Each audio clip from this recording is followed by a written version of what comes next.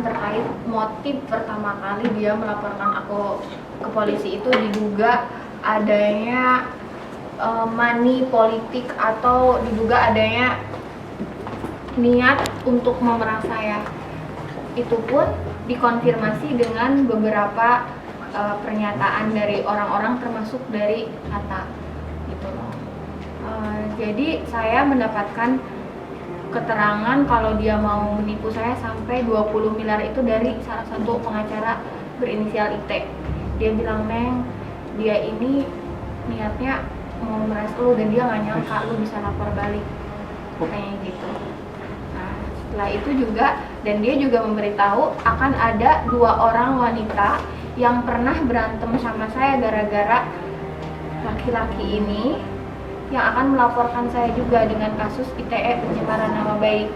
Karena memang saya pernah ribut dengan 2 wanita yang ketika berhubungan dengan saya, dia selingkuh dengan 2 wanita itu. Ya otomatis saya sudah tahu, si Depok, orang yang di Depok dan yang Tata ini. Tuh, akhirnya tuh di situ memang ada orang yang baik yang memberitahu kalau dia mengumpulkan orang-orang untuk menjatuhkan saya dengan tujuan meminta uang damai. Jadi gimana Mbak? Kalau saya sih sebenarnya kalau selingkuh sih dia selingkuh sama semua kali ya. Intinya si laki-laki ini menjalani hubungan dengan beberapa wanita di waktu yang sama. Itu yang kita alami. Bisa sampai 5 orang dalam satu waktu. Itu yang kita alami. Jadi dia menjalankan hubungan dengan saya, menjalin hubungan saya dengan kamu juga, Beb. Jadi dengan ada lagi juga dengan Ya, orang yang lain-lainnya. gitu, yang di Casablanca Mansion, kemudian Mbak yang di Casablanca Mansion, Mbak Natasha, kemudian siapa lagi ya yang aku tahu dalam satu waktu itu, DJ Nika, terus siapa lagi, banyak aku sampai lupa karena dia banyak. Ada Meila juga, Meila Queen, siapa lagi, ada banyak. Intinya dalam ketika berhubungan dengan saya itu ternyata pacaran juga sama orang, dan ada juga suka ajak-ajak staycation fans, ajak staycation orang yang friends with benefit dia ketika berhubungan dengan saya. Jadi pusing pokoknya, dibikin 7 keliling. Kalau yang kemarin untuk kasus aku, dia menawar untuk meminta Tata melaporkan aku karena kita kan pernah ribut, jadi adalah mungkin hal-hal yang aku singgung kamu lewat sosial media. Dia approach kamu untuk gimana, Kak?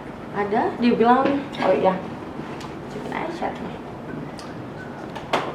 Si A kan chatting aku, kirimin screenshot yang mau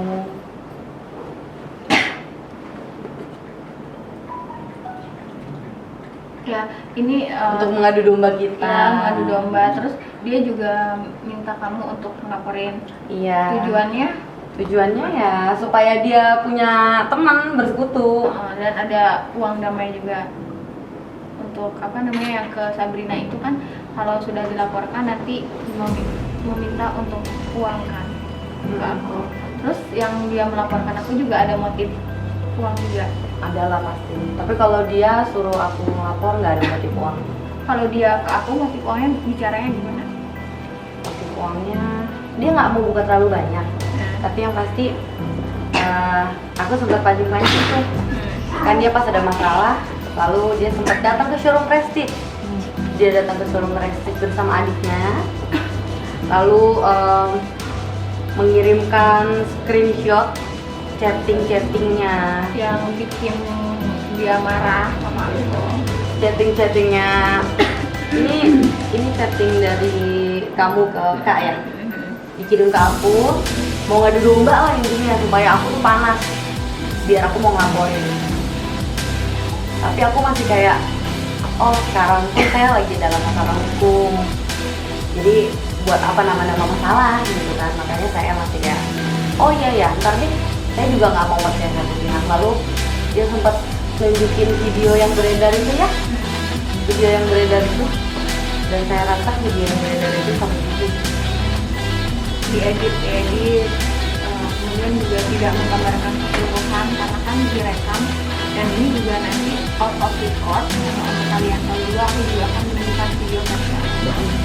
Kalau aku sih di sini masih menghargai undang-undang yang berlaku, tidak perlu menyebarkan hal-hal konten yang sensitif seperti itu. Dan yang pastinya kalau karena kalian juga pernah ditunjukkan, versi saya juga akan saya tunjukkan, tapi bukan untuk disebarkan, supaya kalian tahu gitu. Karena selama ini dia tidak pernah mengaku ketika dia melakukan kekerasan kepada saya. Hal itu sih sebenarnya simpel. Hal dia memang selingkuh aja nggak pernah ngaku ya. Mau ketahuan sampai ini orangnya datang aja ke tempat aku, Belur, daerah sini, dia bilang saya melukai sendiri.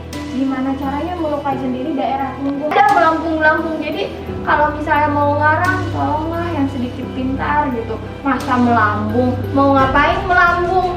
Ini mau tenis, mau apa namanya tuh badminton gitu loh, lemparan melambung. Jadi di sini sih kalau pihak kepolisian itu tidak perlu sebenarnya pengakuan dari tersangka, yang pasti kan bukti petunjuk, kemudian dari keterangan ahli dan dari pemeriksaan itu. Berarti juga akan ada klarifikasi hal lainnya mengenai itu. Dan kalau dia ini kan orangnya ini, maaf ya, dia sok ahli hukum, sok ahli medis. Gitu. Kalau saya berbicara medis, saya dokter. Tapi kalau dia bukan dokter, bicaranya sok ahli medis. Dia bukan lawyer, bicaranya sok ahli hukum. Kalau saya berbicara medis, wajar, saya seorang dokter. Tapi kalau saya perhatikan dari body report, dari wawancara berbicara dengan kalian, dia ini aku melihat soal segalanya. Dia paling berasa, paling pintar, padahal kosong bunyi nyaring, gitu kan. Dan yang pastinya lagi yang ingin saya klarifikasi itu mengenai adanya dugaan pelecehan seksual secara verbal atau secara konteks itu nyata. Dia mengalami, tadi juga saya sudah memperlihatkan kan, dia juga sudah memperlihatkan. Mau diperlihatkan? Boleh. Itu ya Allah. Nggak apa-apa, anta kan geblur. Silakan perlihatkan aja. Tapi Ada saya kena. enggak lah, ini kan fakta, Gem. Bukti. Nanti aja itu jangan. Itu baru bukti. Dikotai itu. Jangan itu nggak boleh itu. Ya, jadi kan tadi kalian sudah melihat ada foto-foto yang tidak senonoh yang sudah kalian lihat yang dikirimkan kepada Tata, ada juga yang tidak senonoh juga sudah dikirimkan kepada saya. Jadi saya, Tata ini berbicara fakta, bukan katanya-katanya gitu ya. Jadi berbicara itu fakta, bukan menurut saya, bukan, tapi memang itulah yang terjadi mengenai pelecehan seksual secara tertulis, secara visual yang dikirimkan lewat WhatsApp, lewat Instagram, itu semua itu bukan katanya-katanya, tapi memang nyata. Ini saya hadirkan salah satu yang berarti ini kan kalian sudah tahu ya bahwa yang saya bicarakan mengenai adanya dugaan pelecehan seksual lewat sosial media Instagram, WhatsApp, secara video yang dikirimkan itu kan sebenarnya melanggar undang-undang TPKS. Karena itu salah satu kekerasan seksual juga, dan salah satu bukti saja sudah bisa menjerat para lelaki buaya ompong ini ke penjara gitu loh. Nah, jadi intinya di sini saya mau perempuan-perempuan yang di sana jangan sampai terprovokasi oleh propaganda dia yang berusaha menggiring opini seolah-olah di sini saya kebal hukum lah atau apa. Tidak ada yang kebal hukum di dunia ini gitu. Jangankan saya, seorang jenderal aja sekarang kan sudah ditahan, dan pastinya itu adalah propaganda supaya untuk dia sudah jelas-jelas terpojok, jadi berbagai cara untuk menjatuhkan saya, termasuk menyebarkan video-video yang sebetulnya tidak utuh, tidak sesuai dengan fakta, tidak dipotong-potong, diedit, dan ada kejadian-kejadian yang tidak terekam. Karena itu kan bukan CCTV, bukan kamera fisheye yang menggambarkan seluruh ruang, dan tidak ada kata damai karena apa, saya sudah terlalu dipojokkan dan sudah terlalu difitnah, sudah terlalu dirugikan secara mental, fisik, dan materi. Nah ini mungkin ada pertanyaan, mumpung ada Mbak Tata. Mungkin Mbak Tata sendiri mengenal si sosok pria ini dari kapan dan seberapa sering sih dia mengirimkan video tersebut ataupun foto-foto Saya tersebut? kenal itu kurang lebih 5 tahun yang lalu. Saya pacaran sama dia 3 tahun yang lalu. Dan seberapa sering Dan tinggal bareng kan ya? Tinggal bareng 1 tahun. Di tempat dia apa di tempat Kumpul kakak? kebo, Beb. Tinggal bareng 1 tahun. Dari zaman di apartemen Cibubur waktu dia syuting Anak Langit. Bahkan waktu itu mobil aja dia belum punya, syuting pakai mobil saya. Dan kamu kadang suka bayarin dia? Syuting aja pakai mobil saya temanin syuting. Terus katanya suka dibayarin juga. Pinjem 1-2 juta nih nggak ada pegangan. Ntar nggak turun aku ganti. Kalau ke saya pernah pinjem sampai 50 juta untuk kripto. Gitu. Kalau ke saya memang kalau dia pinjem enggak sejuta 2 juta pasti pernah pinjem tuh 50 juta, pernah mau pinjem lagi tuh berapa ya. Dan itu pinjem sih, memang diganti, tapi kan tetap Anda pinjem. Meskipun diganti, tetap pernah pinjem. Kamu itu pernah gimana pun juga saya pernah ada jasa tuh untuk kripto kamu itu. Dan ya kalau waktu sama kamu kan dia udah mulai jadi artis, baru masuk Ikatan Cinta kan. Ya kan? Jadi sejuta minimumnya sejuta 2 juta. tidak tidak Lupa sih. Lupa sih. Kan udah lama. Pacaran dengan kakak itu Belum. dengan Dopek Siska. Mm. Nah, Dopek sendiri kenal gimana cara? Kenapa kita berdua waktu itu bisa ke gap? Kita bisa tahu. Kenapa waktu itu kita bisa tahu dia itu menjalankan hubungan berbeda di saat waktu bersamaan? Itu gara-gara waktu itu awalnya postingan. Iya, dia ada. Aku ada posting Nama dia. Jadi obat. Jadi aku waktu itu lagi sakit mah subuh dikirimin lah pakai Halodoc obat. Oke, ada pasien situ bertuliskan Kak. Lalu kamu komen ya Beb ya. Itu kenapa ada cowok gue di situ namanya? Lalu aku bertanya, hah? Cowok lo? Disitulah awalnya kita berantem. Gitu. Dan kamu paksa juga dia nggak pernah ngaku kan? Dia nggak pernah ngaku. Ini sebenarnya kita sudah tahu kalau dia itu hal apapun itu orangnya nggak akan pernah mengakui. Dan itu sebenarnya sudah contoh nyata. Saya kalau ditanya tahu dia dari mana, saya tahu ketika ada viral video sure dia dengan LL, hubungan dengan LL. Padahal sudah ada loh buktinya, video belah durennya itu kan dengan LL. Itu kejadian kapan? 2018 aku tahunya. 2018. Untuk video kiwiu-kiwiunya kan ada, itu pun dia tidak mengakui loh. Dan saya pun pernah melihat chat dia dengan si LL di handphonenya. Sayang-sayangan. Nggak jelas lah, bipo lah. Intinya ya chat panjang lebar, ribuan chat lah. Aku nggak sempet bacain satu-satu, tapi yang pasti ada hubungan spesial. Nah, dan saya juga tahu ada hubungan spesial tuh dulu. Dia kan sempet setia sama aku dan dia pernah ngasihin HP-nya ke aku. Nggak setia kali, di-encet dulu. Ada beberapa yang nggak di-encet itu termasuk chat-chatan sama LL. Ada di IG-nya dia chat-chatan sama LL, termasuk grup keluarganya dia. Jadi waktu itu kan dia sempet ngasihin HP-nya ke aku, dia kasihkan kodenya. Jadi ceritanya tuh waktu itu dia bilangnya, you are the one nih HP-ku, aku kasih ke kamu, gitu kan. Jadi memang ada beberapa, aku dia waktu itu di rumah sakit, kan gak ada kerjaan selain nungguin dia. Nah aku kepo dong, sampai aku buka-buka DM dia, adalah DM dari LL yang romantis 10 juta. Jadi di sini ternyata ini si kolor hijau ini banyak sekali ya korbannya, makanya KH di sini adalah kolor hijau ya. Jadi kalau kamu kolor hijau itu sama sih seperti yang ada di berita-berita, kolor hijau kan memakan banyak korban wanita gitu. Kolor hijau. Nah, ini intermezzo aja ya. Jadi di sini KH ini adalah kolor hijau ya.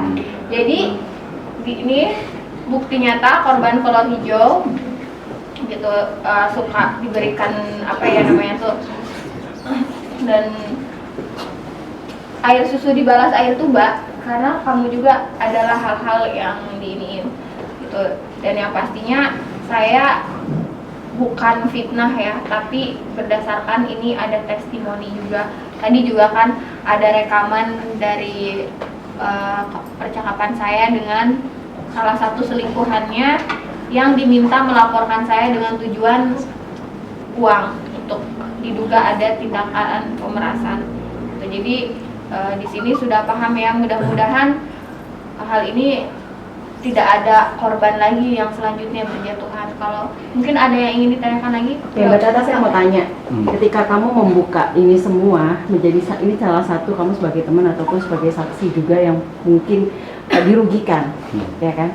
Ketika kamu mengungkap ini semua, sudah ada yang dipikirkan belum efek dari apa yang kamu ungkapkan di sini untuk karir kamu, diri kamu dan keluarga kamu?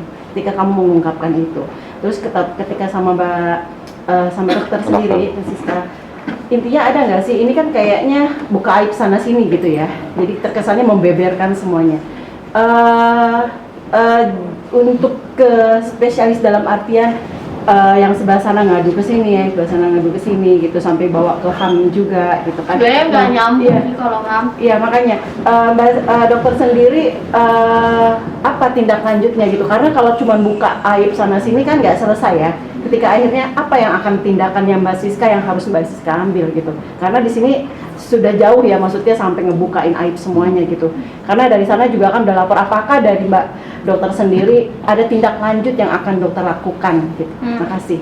Iya, Mbak Tata dulu, kamu kan tadi mungkin dibilang kamu pernah tinggal bareng gitu. Iya, hidup bareng apa segala macam. Kumpul kebo, kamu kan membuka nih. Jadi kamu gimana Udah karirnya? siap belum efek ke depannya? Gitu. Kalau dia sih Kalau aku sih orangnya apa open adanya mind, ya. iya. Aku orangnya open minded. Kalau memang iya, iya. Tidak ya tidak. Ya untuk kasus hukum yang saya alami sekarang, yang bersama anak bapak mantan gubernur pun ya, kalau emang saya melakukan, ya saya melakukan. Tidak ya tidak. Kalau saya salah, saya minta maaf. Kalau saya tidak salah, saya harus minta maaf untuk apa? Saya orang yang open minded. Saya mau masyarakat penghujat, mau masyarakat menghina saya nggak terlalu memikirkan itu sih ya. Karena yang lebih saya bangga adalah di mana saya bisa jujur sama masyarakat Indonesia dan saya berasa jujur sama diri saya sendiri. Jadi saya orangnya bukan tipe orang yang jaim atau menutupi sesuatu atau munafik. Karena ya saya, adanya saya seperti ini. Kalau saya sih kenapa? Karena di sini dia mulai menggiring opini dan banyak sekali, kalian juga sudah tahu kan kalau saya betul-betul dijatuhkan gitu. Saya ketika dijatuhkan otomatis harus saya fight dong gitu kan. Di sini kan dia tidak mengakui sama sekali, dia tidak lelaki sejati gitu. Jadi seolah-olah itu yang dia melempar ke saya juga dibilangnya melambung gitu kan, karena memang yang dia melempar tas itu tidak terekam di video. Itu kan awal kejadian. So adiknya itu merekam tuh tidak dari awal kejadian gitu kan. Di sini kan sudah jelas ya, ini laki-laki ini tidak gentleman. Ibaratnya terlapor atau tersangka ini gitu. Kalau dia kan pikirannya tidak ada video, tidak ada bukti. No, tidak seperti ini. Pak FS aja adegan penembakan itu tidak ada videonya, tapi dia bisa jadi tersangka. Zaman dahulu belum ada handphone jadul. Setiap ada kegiatan tindakan kriminal tetap terungkap siapa pelakunya. Jadi jangan mentang-mentang tidak tervideo kejadian kamu menganiaya aku seolah-olah itu tidak terjadi. Polisi punya metode sendiri. Inilah yang harus ditekankan karena dia ini seolah-olah saya tidak melakukan apapun itu kan, maaf ya, sangat tidak gentleman. Sedangkan di situ dia mulai menyebarkan video seolah-olah saya seorang diri yang ibaratnya itu menganiaya dia, padahal di sini itu justru karena dia mencekik saya, melempar dengan barang berat yang membuat saya di sini bengkak sampai sakit, dan itu pun sembuhnya 2 bulan karena adanya kontusio otot. Itu di situ kan sebetulnya besoknya itu ketika setelah kejadian kan ada babak belur yang menemukan itu perawat saya. Saya nggak sadar ada biru-biru. Dok, itu kenapa badan kamu? Oh iya, kenapa? Akhirnya difoto karena kan di sini, karena di belakang saya kan nggak kelihatan. Besoknya itu akhirnya difotoin sama dia. Aku kirim ke dia, kirim ke kakaknya. Bukan permintaan maaf ya, bukan permintaan maaf yang saya dapat. Dia jawab apa coba? Tidak ada bukti. Aku kayak, hah? Bukannya ini ibaratin aku tuh mengirim video tuh ngirim foto ke dia yang aku biru-biru bengkak-bengkak. Tujuan aku tuh kayak, lihat nih apa yang udah kamu lakuin ke badan aku gitu. Harapan aku tuh seorang lelaki sejati akan meminta maaf kalau dia jawabannya tidak ada bukti. Dari situ aku kayak, kok bukti kan. Dan sejujurnya aku ini sebenarnya tidak mau sampai sejauh ini gitu kan, tapi kok dia bahasanya kok bukti. Kalau orang udah mendengar kata bukti berarti kan lebih ke arah hukum kan. Nah dari situ akhirnya saya juga ngobrol dengan dokter sarafnya dia juga kan ada kontrol ke teman saya, makanya saya tahu gimana kondisinya dia. Yang dibilang dia ada penurunan kondisi itu betul-betul bohong. Kenapa? Karena kamu juga tahu dia datang normal, nggak kenapa-kenapa.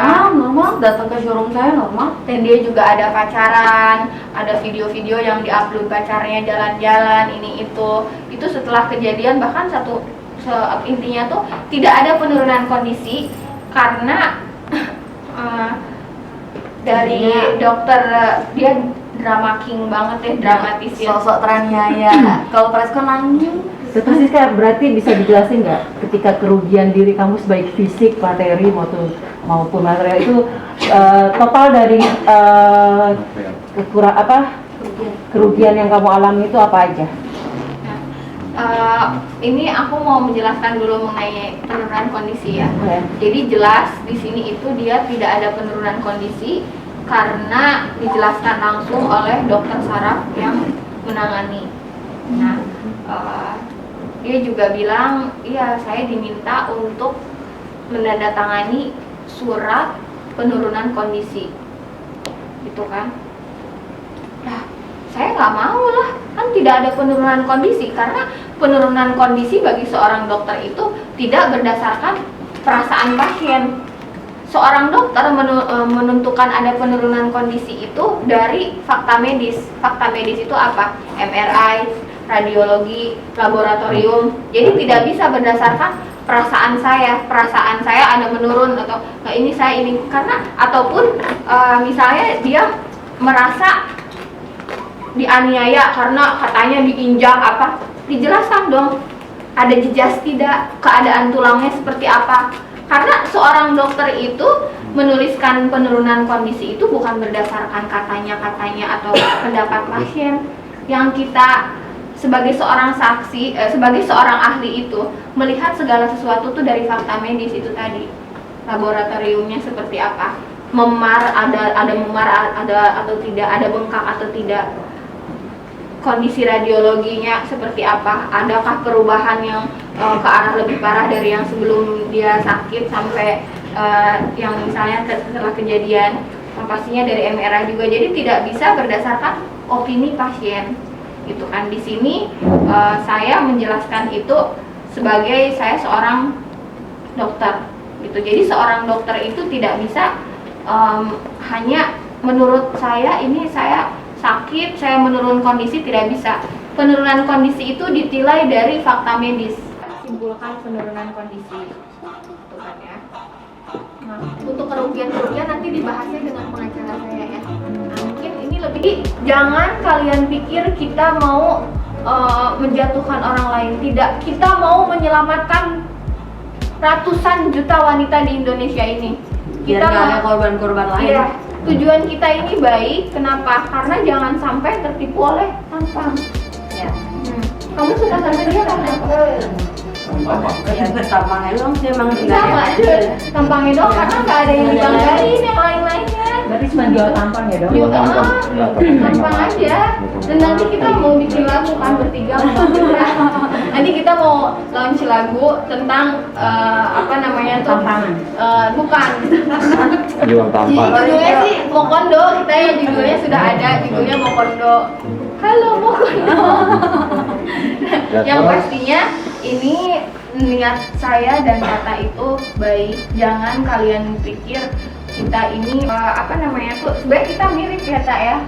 Kalau misalnya kita jadi kalau kita berbicara itu sesuai dengan apa yang terjadi gitu. Dan kita tidak ada niat untuk menjatuhkan dia, tidak ada asap kalau tidak ada api. Di sini kita dirugikan secara materi, waktu, fisik, mental juga. Kamu pernah nangis-nangis juga Ya, kan? kalau aku sih bener, mumpung masih lagi cantik-cantiknya kan. Mungkin harus ada mempertimbangkan pengalaman-pengalaman kita. Sebenarnya dulu Mbak LL juga pernah sih memberikan sharing-sharing tentang pengalaman dia. Tapi ternyata tuh itu kan belum tentu. Tapi ternyata kejadian juga kan dengan ini minimal tuh masalah kejujuran, dia tidak pernah jujur. Berarti sebenarnya udah diperingatkan ketika mereka berhubungan itu galak-galaknya gitu kan ya. Nah, kalau saya sih di sini karena saya sangat seolah-olah dia yang teraniaya dan dia juga banyak sekali menggiring opini hal-hal yang Dengan air mata buayanya. air mata buaya dan seolah-olah dia kehilangan pekerjaan karena saya segala macam. Di sini itu saya ingatkan gitu loh, semua itu bukan karena orang lain, harus introspeksi diri. Apa yang kamu tabur itulah yang kamu tuai. Hidup itu seperti cermin, apa yang kamu lihat di cermin itulah refleksinya gitu. Jadi jangan pernah menyalahkan orang lain, dan yang pastinya lagi kesalahan orang lain di seberang lautan segede kuman tampak, tapi kesalahan diri sendiri di pelupuk mata sebesar gajah tidak tampak gitu. Makanya di sini tuh saya ingin untuk karir kamu introspeksi diri. Lebih baik tuh mengaku gitu kan ya. Dan di satu sisi termasuk tadi dia membuka ibaratnya kalau kata kalian pada awak media itu aib, tapi menurut dia mungkin itu adalah suatu retribusi atau meluapkan isi hati sehingga membuat damai di hati kita. Itu ibaratnya kayak confession, karena ketika kita mengakui itu akan membuat diri kita itu lebih plong dan jujur. Nanti juga akan saya bahas ketika saya berhubungan dengan dia ini tuh saya saking stres, ada penyakit-penyakit yang memalukan yang tidak bisa saya sebutkan, kemudian selingkuh dengan puluhan wanita. Saya merasa rendah diri, beda ya dengan rendah hati. Rendah diri itu saya merasa sangat kecil, saya merasa wanita yang kayak tidak berarti, sampai akhirnya saya ke psikiater dan dia sering mengantar saya. Setiap 1 minggu sekali saya didiagnosis PTSD, post traumatic stress disorder. Saya nangis terus, kemudian sensitif, kemudian juga susah tidur. Aku sampai ke psikiater dan dia juga nganter. Tiba dia kebetulan pacarku, tapi dia nggak ada tanggal jadian, jadi kita bingung ya. Sekitar mungkin 1 tahun kenalnya kan 1 tahun lebih. Aku kenal dia tuh pertama kali ketemu tuh bulan Februari. mungkin aku pacaran itu bulan Mei kali ya, Mei, Februari, Maret, April, mungkin bulan Mei 2021. Terus akhirnya itu ada kejadian yang tidak diinginkan ini 26 Mei. Dari awal pun dia cerita itu udah ada tidak benar Sampai Juli 2021. tapi waktu itu tuh dia bilangnya kamu itu mantan katanya. Nah, karena merasa bahwa dokter berarti dia yang merasa aku nggak pernah sebut nama itu apa namanya, aku nggak pernah sebut nama itu untuk siapa aja. Berarti kalau dia itu berarti merasa karena dokter udah duluan sebenarnya ngelaporin, kan nggak mungkin dua-duanya kan. Sama waktu pemanggilan itu video kan ditunjukin tuh kan, nah maaf PKH ini, nah itu kan videonya nggak pula. katanya videonya itu random naik turun begini, nggak kelihatan kalau dia menganiaya, sedangkan dia memiliki video yang full yang jelas-jelas. Nah intinya kan itu tidak seluruh kejadian, yang aku juga kan ada videoku yang ini, nanti ini aku tunjukin dulu video aku ya. Di sini nggak usah direkam. Kalau menurut saya laporan ke LPSK silahkan gitu kan ya. Tapi di sana pun lembaga nasional ini dia akan lebih objektif dilihat dari fakta medisnya, karena LPSK itu melindungi korban terutama perempuan, penganiayaan yang menyebabkan mentalitas kita ini, dan pastinya ada assessment karena saya sudah melalui itu semua. Saya sudah melaporkan tentang kasus saya ke LPSK ini dari Agustus, tanggal 26 Agustus aja saya sudah mendapatkan tanggapan karena saya melapor ini 26 Agustus sudah ada tanggapan ya dari LPSK. Berarti laporan saya itu kurang dari tanggal ini gitu. Kalau saya lapor sesuatu itu nggak harus selalu banyak bicara, tuh kan. Saya melaporkan itu tidak perlu di undang-undang media karena sebenarnya saya nggak butuh yang begitu-begitu gitu loh. Jadi intinya ketika saya melaporkan ya saya lapor, tidak perlu diumbar-umbar. Saya ke LPSK ini sudah dari Agustus, ini 26 Agustus aja sudah ada jawaban. Jadi pihak LPSK sendiri pun sudah, saya mengajukan permohonan itu sudah lama dan mereka pun sudah memberikan respon yang baik, dan pihak LPSK pun sudah ke Polres Bogor, mereka sudah melihat fakta-fakta medis yang ada di unit 1 di unit mengenai kerugian-kerugian saya. Jadi bukan hanya mengenai laporan saya yang di Bogor, tapi laporan saya juga yang di Jakarta terkait kerugian materi saya, gitu kan. Terus di situ juga mereka juga asesmennya segala hal sampai ketika berhubungan seperti apa, ketika selama berpacaran seperti apa. Jadi asesmennya itu sangat holistik.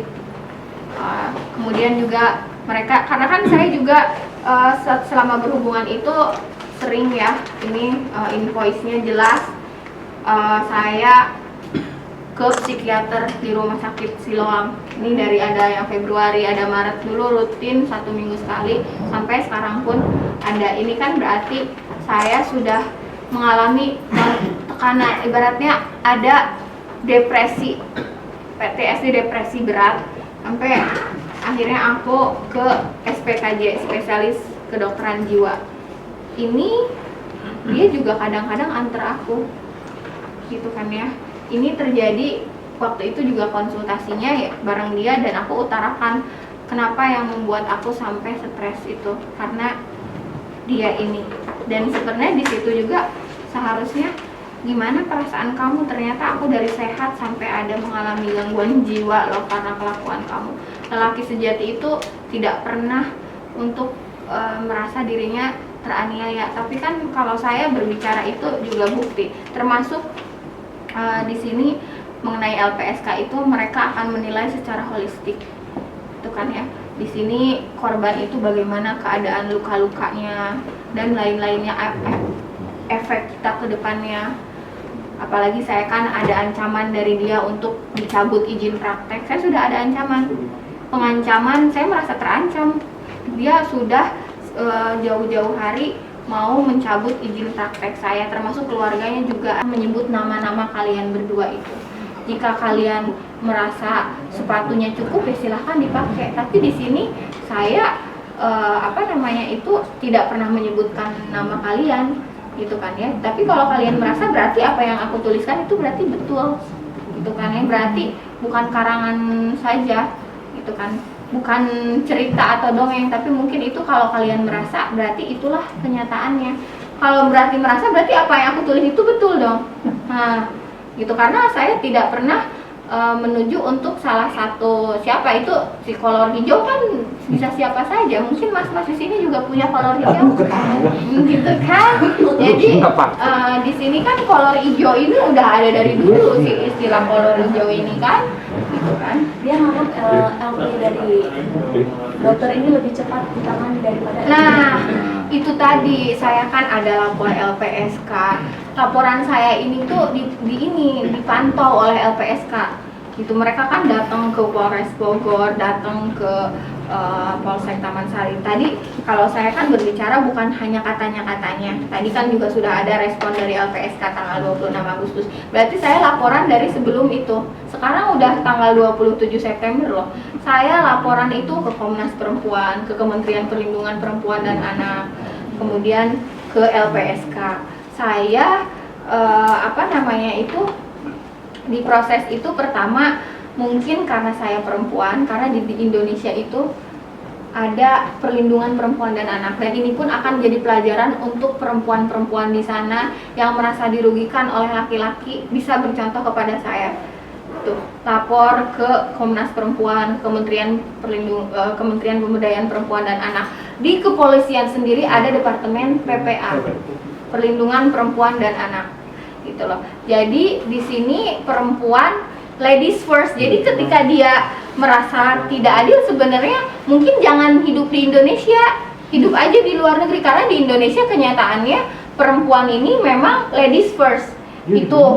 Itu yang pertama. Ini saya mendapatkan pengawalan dari Komnas Perempuan, dari Kementerian Pemberdayaan Perempuan Anak, kemudian di kepolisian sendiri ada perlindungan perempuan dan anak, dan yang pastinya bukti-bukti saya itu jauh lebih cepat dibandingkan dia.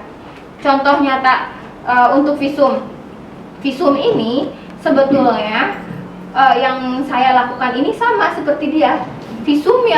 Produksi visum yang kita miliki itu adalah dari hasil rekam medis, dari hasil kita ke rumah sakit. Nah, ceritanya ini mengenai visum, itu tadi dia ini kan orangnya banyak berasumsi, merasa dirinya pintar. Nah, tapi kalau yang saya bahas visum di sini adalah pemeriksaan luka-luka. Nggak ada di dunia medis saraf kejepit. Di dunia medis kan istilahnya herniasi nukleus pulposus. Kalau orang awam bilangnya saraf kejepit. Itu adalah pemeriksaan luka-luka yang diperlukan oleh penyidik dan biasanya dimintai oleh penyidik. Nah, di sini yang harus saya luruskan itu, kita berdua ini mendapatkan visum di kepolisian ini berdasarkan rekam medis.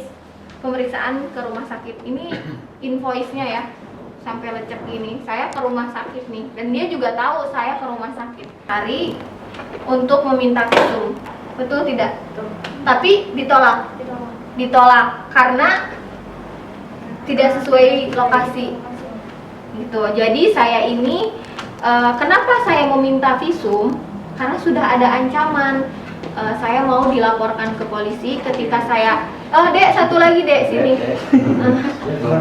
Kan kamu nggak tahu ya, gini. Dia bilang kan saya melukai diri sendiri, sedangkan saya tahu ada biru-biru ini adalah yang menemukan dia. Di punggung, di tangan, di punggung ya. Jadi saya sendiri tidak tahu kalau saya memiliki luka-luka sampai sakit, cuman kan di daerah sini kita kan sakit, kerasa sakit. Bahkan sampai 2 bulan saya baru sembuh nih sakitnya, yang untuk urusan aku sampai di ronsen kan. Itu saya nggak sadar ada biru-biru, sampai pegawai saya yang menyadarkan, Dok ada biru-biru, ya kan kamu ini. Jadi saya aja nggak tahu kalau saya ini ada biru-biru. Dia juga yang fotoin aku. Aku kirimkan, ternyata dibilang tidak ada bukti. Aku bingung. nggak ada bukti. Saya kan seorang dokter. Bukti utama penganiayaan itu adalah pemeriksaan luka-luka. Istilah ininya hukumnya adalah visum. Pergilah saya dengan dia juga ke polsek sana. Kak, saya mau bikin visum. Gimana kejadiannya? Puncak Bogor. Lah, jangan begini ke Bogor. Pak, nggak apa-apa lah, jauh. Aku bilang gitu. Saya cuma minta, saya ini untuk jaga-jaga. Jadi sebenarnya saat itu datang pun saya nggak ada niat mau melaporkan dia. Saya cuma pengen bukti kalau saya sudah dianiaya. Gitu. Tapi kalau kamu udah minta itu harus dilaporkan loh. Gitu, aku bilang. Kalau nggak bisa cuma minta visum saja. Nanti kamu itu karena saya kan juga belum pernah ya ngelaporin orang ke polisi untuk penganiayaan dan lain-lain. Tapi kalau bikin visum sering. Cuman saya ini nggak tahu kalau misalnya visum itu harus diproses. Nggak ada ya kamu negur aku dengan halus. Itu adekmu aja tuh manusia tulang lunak itu. Itu dia aja bilang gini, katanya saya tahu dia pasti marah. Jadi dia sendiri juga kan jadi waktu itu dia marah ke aku, ditinggalin sama adiknya. Saya tahu dia pasti marah. Ketika kita dimarahin depan orang, gak enak kan? Saya bilang, kamu kok marah-marah depan orang sih?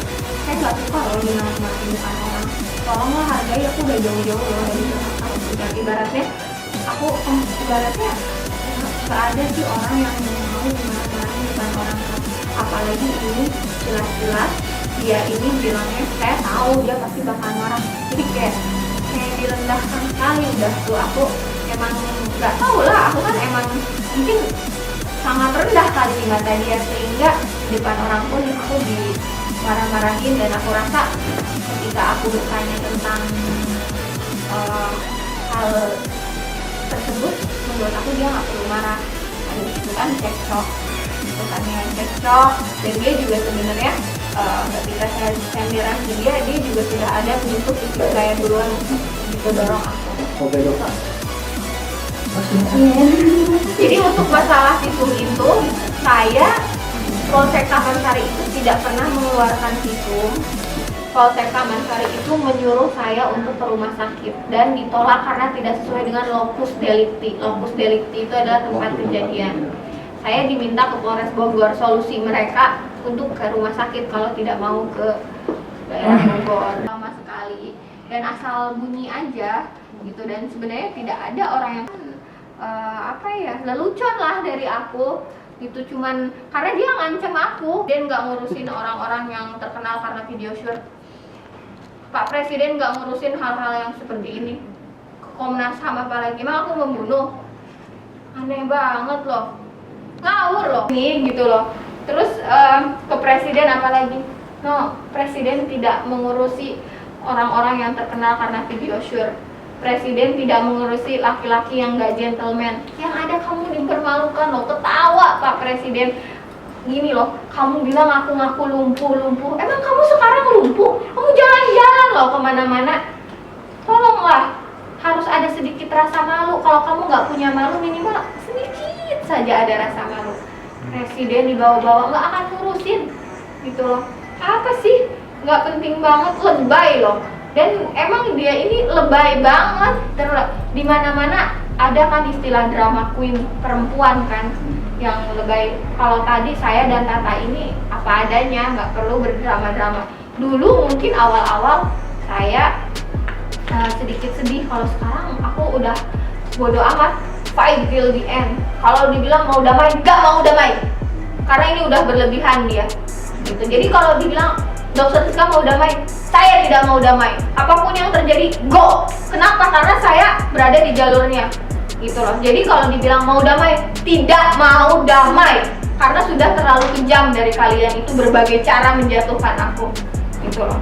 Mau dibilang tidak ada bukti itu bukan menurut pengacara Anda, bukan menurut Anda. Jadi yang namanya fakta hukum dan fakta medis itu berdasarkan kejadian yang nyata, bukan katanya-katanya. Itu kalian baru ke LPSK, saya sudah sebulan lebih ke LPSK gitu kan ya. Dan mereka sudah tahu fakta yang ada loh, siapa yang sebenarnya, ini lembaga nasional loh. Mereka tahu yang sebenarnya siapa yang sebetul-betulnya dirugikan di sini.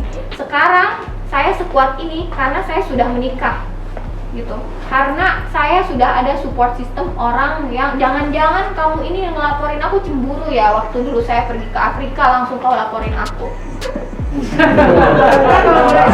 Kalau dia tahu total kerugiannya berapa ya? Di total karena kan kalau saya ini pengacaranya bukan relawan seperti kamu ya, gitu kan. Kalau kamu kan pengacaranya dibayar lewat numpang panggung gitu kan ya, membawa nama besar Dokter Siska gitu kan. Sekarang gini deh, di sini tuh siapa sih apa namanya tuh, oh iya satu lagi ya, tidak ada nih yang kebal hukum. Kamu jelek-jelekin Polres Bogor loh. Kamu tuh udah naik sidik dari 23 September. Aku dikirim loh SPDP-nya. Laporan dia juga udah naik sidik. Nih. Datang. Kalau saya ngerasa bener, aku mau datang aja. Gitu loh. Nanti kan biarkan di persidangan yang ini mau kamu bilang ada video, ada apa. Tapi kan nanti kita lihat saja. Gitu kan. Dan yang pastinya apa yang aku ucapkan ini semuanya akan diproses melalui jalur hukum. Aku nggak kampungan kayak kamu berusaha mencari pembelaan kesana kemari, Facebook kesini, nggak akan direspon. Apaan sih gitu loh. Sekarang tuh kamu tuh emang kamu mati, emang kamu lumpuh bisa pergi preskon warawiri sana sini dipanggil polisi nggak mau, malu kamu gitu. Aku ngelihatnya tuh kayak gemes gitu loh. Ini laki-laki apa, mendingan kamu udahlah ubah aja kelaminmu tuh, udahlah ibaratnya tuh. Dok, tapi artinya sudah langkah hukum ini kan? Itu laporan yang mana, Dok? Ini laporan dia naik Enggak, yang sidik mana? loh, Yang laporan soal apa? penganiayaan. 351 atau 352 Laporan dokter kan? laporan dia. Oh, laporan dia nyala. Naik sidik, dia kan ngejelek-jelekin Polres Bogor, nggak naik sidik. Aku ada 23 September udah naik sidik. Berarti kan dia pembohongan publik. Kasihan loh Polres Bogor dijelek-jelekin katanya belum naik sidik. Aku dapet nih ini. Tapi sepengetahuan